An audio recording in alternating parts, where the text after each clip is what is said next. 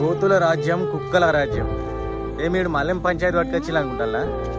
నేను చెప్పేది నిజం బ్రో. మా ఊర్లో మనుషుల కంటే కుక్కలు కోతులే చాలా ఉంటాయి. జనాభా సంఖ్య తగ్గియాలని చెప్పి మనుషులను తగ్గించి కోతులను కుక్కలను పెంచుకుంటాను. మొత్తం అవే రాజ్యం వెళ్తే ఏ వాడకో అవే కనబడుతుంది. అంత ప్రాబ్లం ఉంటే కంప్లైంట్ ఇవ్వచ్చు అంటారా? ఎవరికి కంప్లైంట్ ఇవ్వాలి? సరే కంప్లైంట్ ఇచ్చినా ఎవరికి తీట పట్టిందని చెప్పి డబ్బులు ఖర్చు పెట్టి ఆ కోతులను కుక్కలను తీసేస్తారు. కోతులను బట్టి వాడు వచ్చి ఏం చేస్తాడు, వీటిని బట్టి ఇంకో ఊర్లో వేస్తాడు.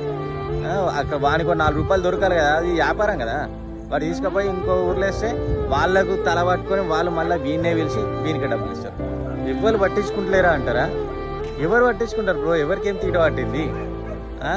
రేపు ఎలక్షన్లు వస్తే వాటి వెనక క్యాన్వాసింగ్కి తిరిగేటి కోతులు కుక్కలే కదా. సర్పంచ్ ఎలక్షన్లు వస్తున్నాయి, అప్పుడు కూడా పార్టీ జెండాలు పట్టుకొని కోతులు కుక్కలే తిరుగుతాయి. అందుకే వాటిని ఇవ్వలేమనరు, వాటి జోలికి ఎవరు పోరు. కోతులను బట్టి కుక్కలను బట్టి ఊరవతల ఇచ్చిపెట్టి ఈ ఊరిని సేవ్ చేద్దామన్నంత పుణ్యం మాకద్దు. మేము మనుషులను తక్కువైపోయి కోతులను కుక్కలను పెంచుకుంటాం. మా అంటే ఏమున్నది, పోయిన సంవత్సరం ముసలామె చనిపోయింది కోతులు ఉరికిచ్చి. మొన్న తెలిసిన కాలు ఇరిగింది.